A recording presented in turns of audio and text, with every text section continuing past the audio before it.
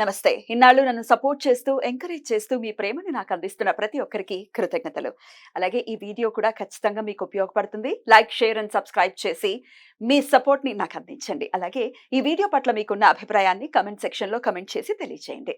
ఇప్పుడు వీడియోని చూద్దాం. నమస్తే. Welcome to our channel. నేను పద్మిని. ప్రస్తుతం మనతో పాటు ప్రముఖ ఆధ్యాత్మికవేత్త, సూర్య ఉపాసకులు, sun spiritual society founder Vikramaditya గారు మనతో పాటు ఉన్నారు. మాట్లాడదాం. సార్ నమస్తే సార్. సూర్యోస్మితల్లి. Sir, as a vegetable therapist ఇప్పుడు జరుగుతున్నటువంటి ఒక ఇష్యూ డెఫినెట్గా అడ్రస్ చేయాల్సినటువంటి పరిస్థితులు ఉన్నాయి. ఎందుకంటే సృష్టి ఫర్టిలిటీ సెంటర్ ఆధ్వర్యంలో ఒక డాక్టర్ నమ్రత చేస్తున్నటువంటి విపరీతమైనటువంటి ప్రాక్టీస్లు ఏవైతే ఉన్నాయో డెఫినెట్గా ఆవిడని జైలు పాలన చేసే మనం చూస్తూనే ఉన్నాం. ఆవిడ డాక్టర్ నమ్రత ఇప్పుడు వైరల్గా అవుతుంది ఆవిడ న్యూస్ అంతా కూడా. ఆవిడ ఇల్లీగల్గా ఈ చేస్తున్నటువంటి ప్రాక్టీస్ ఏదైతే ఉందో 10 కేసులు ఉన్నాయి ఆవిడ మీద. సరోగసి ఇల్లీగల్ గా చేయించడం, 10 కేసులు ఉన్నప్పటికీ బెయిల్ మీద బయటకు రావడం, మళ్ళీ ఇదే దందా మొదలు పెట్టడం. మరి ఏమిటి ఈ రకంగా ఈవిడ ఇట్లా ప్రాక్టీస్ చేయటం కానీ, లేకపోతే అసలు ఆప్ట్ చేయటం కూడా, సరోగసికి వెళ్ళటం కానీ, కొంతమంది ఆప్ట్ చేసుకుంటూ ఉంటారు, రకరకాల కారణాల రీత్యా ఆప్ట్ చేసుకుంటూ ఉంటారు. అసలు ఈ సరోగసి ఫెయిల్ అవ్వదు కానీ ఐవీఎఫ్లు ఇవన్నీ ఫెయిల్ అవుతూ ఉంటాయి. వీటిని ఎట్లా అడ్రస్ చేస్తారు? మీరు ఒక వెజిటబుల్ థెరపిస్ట్గా ఎట్లా అడ్రస్ చేస్తారు? అసలు పిల్లలు లేనటువంటి ఈ పరిస్థితి ఏదైతే ఉందో చాలా ప్రెషర్తో కూడుకున్నటువంటిది. ఒకటి మానసికంగా వాళ్ళు చాలా కృంగిపోతుంటారు, సొసైటీ ప్రెషర్ కూడా చాలా ఉంటుంది. మీకు ఇంకా పిల్లలు లేరా అని పొడుస్తూనే ఉంటారు. ఈ ఎంటైర్ ఎపిసోడ్లో ఎట్లా దీన్ని సమన్వయపరచుకోవచ్చు? డాక్టర్ నమ్రత చేస్తున్నటువంటి విధానాన్ని ఎట్లా చూస్తారు? అంటే అమ్మా, సరోగసి విధానం అనేది ఇప్పటిది కాదు, వేదకాలం నుంచి కూడా ఉంది. మహాభారతంలో మనం చూసాం, టెస్ట్ ట్యూబ్ బేబీస్ ఉన్నాయి. సరోగసి కూడా అదే వేదకాలం అంటే వేదం సనాతనమైంది. దాన్ని అనుసరించి ఆయా కాలాలలో వాళ్ళు మనం వాటిని మనం కథలుగా తీసుకోవచ్చు, పురాణాల కింద తీసుకోవచ్చు. కాలం వేదకాలం అంటాం. ఇప్పుడు వేదం ఉంది, అప్పుడు వేదం ఉంది. అంటే వేదాన్ని ప్రమాణంగా తీసుకుని సరోగసి, అద్దె గర్భాన్ని, లేకపోతే అంటే పిల్లలు లేరు, ఎందుకు పిల్లలు కనాలి అంటే సమాజానికి అవసరం. ప్రతి ఒక్కళ్ళు నాకు పిల్లలు అక్కర్లేదు అని అనుకుంటే ఎవరితో ఎవరుంటాం? నిన్ను కూడా కనకూడదు మరి నీ తల్లిదండ్రులు. అంతేగా, నేను పుట్టుండప్పుడు నా తల్లిదండ్రులు అలా ఉంటే నేను పుట్టుండకపోయి ఉండేవాడిని. అలా అంటే ఇది ఒక స్త్రీకి, ఒక కుటుంబానికి, ఒక వ్యవస్థకి, అంటే సంకల్పాన్ని మేషరాశిగా తీసుకుంటే, లగ్నాన్ని మేషంగా తీసుకుంటే ద్వితీయ స్థానం వాక్కు స్థానం, కుటుంబ స్థానం తృతీయ స్థానం, చతుర్థం తల్లి, ఇల్లు, వాహనాలు తీసుకుంటే పంచమం పుత్రస్థానం, సంతానం. అంటే ఇవన్నీ ప్రతి మనిషి జీవితంలోనూ కంపల్సరీ అనుభవించి తీరాలి. నేను ఇవి చెయ్యను, నేను కనను పిల్లల్ని, నాకు అవసరం లేదు. ఎందుకు? వంశాభివృద్ధి కోసం. అంటే అందరూ పున్నామ నరకం నుంచి రక్షించేవాడు పుత్రుడు. అంటే అసలు పున్నామ నరకం అంటే ఏంటి? ఇది వీర్య దానం. వీర్యాన్ని స్త్రీ గర్భంలో దాచడం వల్ల ఒక పిండం రూపాంతరం చెంది బయటకు వచ్చి ఈ వంశాన్ని, కుటుంబాన్ని ఉద్ధరింప చేస్తుంది. అలా శ్రీరామచంద్రమూర్తి అంటే మనం ఆ యుగంలో పుట్టిన వాళ్ళలో ఆయన శ్రేష్ఠుడు, గుణవంతుడు కాబట్టి ఆయన గురించి మాట్లాడు. శ్రీకృష్ణ పరమాత్మ అందరూ అలా జన్మ రమణ మహర్షి. ఇలా మన సమాజానికి ఇది ఒక బాధ్యత. ఇది భగవంతుడు యొక్క సృష్టి. ఇప్పుడు వాళ్ళు పెట్టుకున్న పేరు కూడా చాలా మంచి పేరు, సృష్టి. చేసేవన్నీ రివర్స్ పనులు. అంటే మరి ఎందుకు అలా చేస్తున్నారు? దానికి అర్థం నేను ఇందాక వచ్చే ముందే చూశాను. ఎక్కడో వైజాగ్లోనే ఎక్కడో ఒక చిన్న బేబీని 90,000కో ₹1,00,000 కొనుక్కొని వీళ్ళ దగ్గర పిల్లలతో వ్యాపారం. అంటే అది సైకలాజికల్ గేమ్. మానసికంగా అంటే వాళ్ళ బలహీనతని వీళ్ళు 40 లక్షలు 30 లక్షలు క్యాష్ చేసుకున్నట్టు చెప్పారు. వాళ్ళు ఖర్చు పెట్టింది ₹1,00,000 మరి నిజాలు వాస్తవాలు వాళ్ళని అరెస్ట్ చేసిన వాళ్ళు పోలీస్ డిపార్ట్మెంట్కి తెలుస్తుంది, ఆవిడ అంతరాత్మ తెలుస్తుంది. ఇంకా ఎలాంటివి ఎన్ని లక్షలు ఆవిడ సంపాదించారు. ఇది మనసులతో ఆడుకోవటం. పిల్లలు లేని బాధ వర్ణనాతీతం. అంటే లేరు, చాలా హ్యాపీగా ఉన్నాం, సంతోషంగా ఉన్నాం అనుకోవడానికి బాగుంటుంది, కానీ ఎవరి కోసం ఇదంతా చేసేదంతా, సంపాదించేదంతా? దేనో ఒక దానికోసం చివరిలో ఏదో ఒకసారి ఇది జరగాలి. ఇది తప్పేమీ కాదు. సరోగసి అనేది ఒక వరం, పిల్లలు లేని వాళ్ళకి ఒక వరం. కాకపోతే దీన్ని తప్పుదోవ పట్టించకూడదు. కరెక్ట్. ఇది చాలా ఎంత పెద్ద పాపం చేస్తున్నారంటే ఇక అంటే రౌరవాది నరకాలు బ్రతికుండగానే అనుభవించాలి. అంతరాత్మ అంటూ ఒకటి ఉంటుందిగా. డబ్బు కావాలమ్మా, డబ్బు కోసమేగా ఇదంతా చేసేది. ఎంత అవసరం నీకు? ఏం తింటాం మనం? ఇది అంటే ఆ జంటలతో అలా ఆడుకోవటం అది చాలా అమానుషమైనటువంటి చర్య. అసలు ఎటువంటి డాక్టర్ అంటే వైద్యో నారాయణో హరి అని అంటాము. చేతులు జోడించి డెఫినెట్లీ నమస్కరించాలి. డెఫినెట్లీ అలా వాళ్ళు వెళ్తూ ఉంటే లేచి నుంచుంటాం. మనం ఎంత చదువుకున్నా ఆ, మన సంస్కారం అది. పైగా వాళ్ళ వాళ్ళ వాళ్ళ దగ్గర ఉన్నటువంటి సరస్వతికి మనం అలా గౌరవిస్తాం. అంతే అంతే. వాళ్ళు ఇలాంటి తప్పుడు పనులు చేయటం అసలు సమాజానికి ఏం చెప్తున్నారు? ఎట్లా వాళ్ళని వాళ్ళే అంత ఉన్నత స్థానంలో ఉండి ఇట్లాంటి తప్పులు చేయటం, మార్పు లేకపోవటాన్ని ఎట్లా అవును, అవును, చూడొచ్చు? అవును. అది చాలా చాలా దౌర్భాగ్యం అమ్మ. కేవలం అంటే సంపాదనే పరమావధిగా, డబ్బే వాళ్ళ పరమావధి తప్ప బోల్డ్ అంత సంపాదించి ఎందుకు ఉంటారు. ఎందుకు ఎందుకు ఆరోగ్యంగా లేని అంటే ఇప్పుడు మానసిక రోగి డబ్బు మీద తృప్తి లేకపోవడం అనేది Exactly. ఒక రోగం అది. Exactly. ఆ రోగంతో బాధపడుతున్నటువంటి ఆవిడకి చేతులెత్తి ముందు ఆవిడకే అసలు చూపించుకోవాలి. ఆవిడ డాక్టర్ల చుట్టూ తిరగాలి ఆవిడ యాక్చువల్‌గా. సైకలాజికల్‌గా. సైకలాజికల్ గా సైకియాట్రిస్ట్ దగ్గర చూపించుకోవాలి. తృప్తి రైట్. లేని జీవితం వ్యర్థం. రైట్. ఇక ఇలాంటి పరిస్థితులలో జంటలకి, భార్యాభర్తలకి యాస్ ఎ వెజిటబుల్ థెరపిస్ట్ ఏదైనా ఉందా? అంటే గర్భానికి సంబంధించినటువంటి ఇబ్బందులతో చాలా మంది ఇష్యూస్ ని ఫేస్ చేస్తున్నారు. రీజన్స్ ఏంటి? దానికి సొల్యూషన్ ఏంటి? అమ్మ దీనికి అద్భుతమైనటువంటి సొల్యూషన్ మా వెజిటబుల్ థెరపీలో నేను పంచమ స్థానం ఏం చెప్పాను? పంచమ స్థానం పుత్రస్థానం కదా, Hmm. సింహరాశి అవుతుంది. అవును. అంటే సంతానకారకుడు సూర్యుడు. అది అక్కడ అద్భుతమైనటువంటి మంచి గుమ్మడికాయ గర్భవతులకి సంతానవంతుల్ని చేయడానికి, స్త్రీని సంతానవంతురాల్ని చేయడానికి, గర్భదోషాలని పోగొట్టడానికి అద్భుతంగా ఉపయోగపడింది. ఎలా ఏం చేయమంటారు?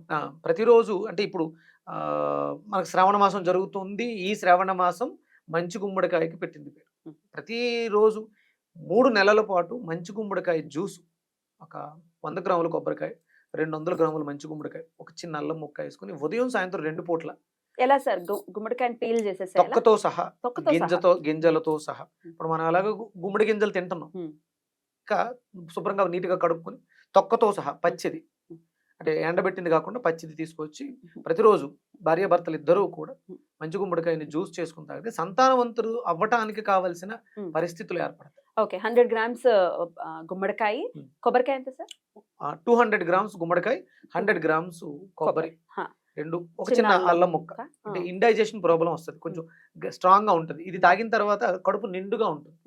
కడుపు చాలా నిండుగా ఉంటుంది. ఇంకా ఆకలి వేయటం ఏమి ఉండదు. బ్రేక్ఫాస్ట్ అవి లేకుండా బ్రేక్ఫాస్ట్ ప్లేస్ లో ఈ గుమ్మడికాయ జ్యూస్ వాటర్ వేసుకుని ఒక గ్లాసు వాటర్ వేసి మెత్తగా గ్రైండ్ చేసి జ్యూస్ చేసుకుని వడకట్టుకుని కొంచెం మిరియాల పొడి, తేనె అయితే తేనె, ఉప్పు అయితే ఉప్పు వేసుకుని ఉదయం సాయంత్రం 2 పూట్ల తాగితే వాళ్ళకు ఉన్నటువంటి గర్భదోషాలు దొరుకుతాయి. అలాగే అంటే బ్లాక్స్ అని, పీసీఓడి అని చాలా రకాలు ఉంటాయి.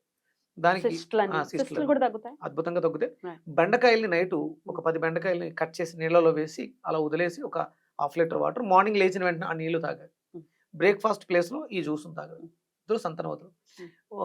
మగవాళ్ళలో ఏదైనా ఇబ్బంది ఉంటే మునక్కాడని చిన్న అల్లం ముక్కతో కలుపు దంచి ఒక జానెడు ముక్కని నీళ్ళలో వేసి మరగపెట్టి గ్రీన్ టీ లాగా డైలీ 2 టైమ్స్ తాగితే వాళ్ళకు ఉన్నటువంటి స్పర్మ్ కౌంట్ పెరగడానికి పెరుగుతుంది. అవకాశం ఏర్పడుతుంది. నేను దానికోసమే లియో ఫెర్టిలిటీ డైట్ అని డిజైన్ చేశాను. ఏంటది? లియో అంటే మళ్ళీ సింహం. Living energetic organ diet, Leo diet, fertility diet. సంతానవంతులు అవ్వడానికి కావలసిన సూచనలు, సలహాలు. ఎందుకంటే పిల్లలు లేని జీవితం ఎలా ఉంటుందో చవి చూసి దాన్ని అనుభవపూర్వకంగా మాట్లాడుతున్నారు. అందుకని దయచేసి అందరూ కూడా ఇప్పుడు కనాల్సిన అవసరం ఉంది. మేము కనం అంటే కుదరదు. స్త్రీగా జన్మ తీసుకున్న భార్యాభర్తలైనా భార్యాభర్తలు అయ్యింది పిల్లలు కన్నాను అంతే. లేకపోతే అంటే సృష్టి కోసం డెఫినెట్లీ అది మన ధర్మం అయితే అదే చెప్తోంది. వేదం అదే చెప్తుంది. ఆశ్రమ ధర్మంలో సంసారి గృహస్థు అంటే పిల్లల్ని కనాలి, ఎంజాయ్ చేయడానికి కాదు, సన్యాసి జీవితం కాదు. అలా అది కాదు, ఇది జీవితం. కంపల్సరీ ప్రతి స్త్రీమూర్తి మాతృత్వాన్ని పొందాలి. భార్యాభర్తలు ఇద్దరు కూడా తల్లిదండ్రులు అవ్వాలి. వేదం అది ప్రమాణంగా చెప్పింది. ఒకవేళ భర్తకి ఆ సౌఖ్యం లేకపోతే మీ వంశములో ఆ వంశంలో వంశీకులై వాళ్ళ వీర్యాన్ని మాత్రమే తీసుకోవాలి. వంశం వృద్ధి, వంశాభివృద్ధి రస్తు అని ఆశీర్వదిస్తాం. వేరే ఎవరిదో అన్నం తెలియని వాళ్ళది తీసుకుంటే ఎట్లా అవుతుంది? అది కాదు. వేదం ఏం చెప్పిందంటే భర్త తాలూకు వంశానికి సంబంధించిన వాళ్ళకి సంబంధించిన వీర్యాన్ని తీసుకుని మాత్రమే ఫలదీకరణం చెందించాలి. మహాభారతంలో కూడా అదే. ఇప్పుడు వేదవ్యాసుడికి సంబంధించే మనకు తెలుసు ఆ ధర్మంలో అప్పుడు ఆ యుగంలో వేదవ్యాసులతోనే పిల్లల్ని కన్నారు. తర్వాత ధృతరాష్ట్రుడు, పాండురాజు, అలాగే విదురుడు కూడా వేదవ్యాసుడు ఈ పిల్లలే.